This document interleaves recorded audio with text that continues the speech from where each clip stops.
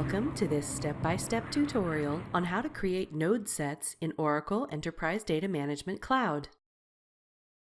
Node sets define the group of nodes available in viewpoints. Node sets consist of either hierarchies or lists. For example, a node set can contain a list of country codes or a hierarchy of cost center relationships. Node sets can include all the hierarchies in a hierarchy set or can exclude some hierarchies. In this example, the node set includes the hierarchy set's analytics and finance hierarchies and excludes the marketing hierarchy.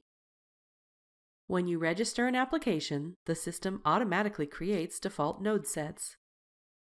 You can define your own node sets when you want to point to a different hierarchy set for a hierarchy, point to different node types for a list, and display viewpoints with different top nodes, among other things.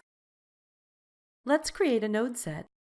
First, navigate to the Node Sets page and click Create. I'll select an application dimension, enter a name for the node set, add an optional description, and click Create to open the node set in the inspector. Notice that the node set is in draft mode until you add a hierarchy set or a list. I'll edit the node set. You can select whether you want the node set to display as a hierarchy or a list. I'll select Hierarchy, select a hierarchy set, and save the node set. Notice that the node set is no longer displayed in draft mode, and the hierarchy set is defined. On the Definition tab, notice that the node types defined in the hierarchy set are now defined in the node set. If you inspect the data chain for the node set, you can see that this node set is defined with the hierarchy set you selected and the corresponding node types.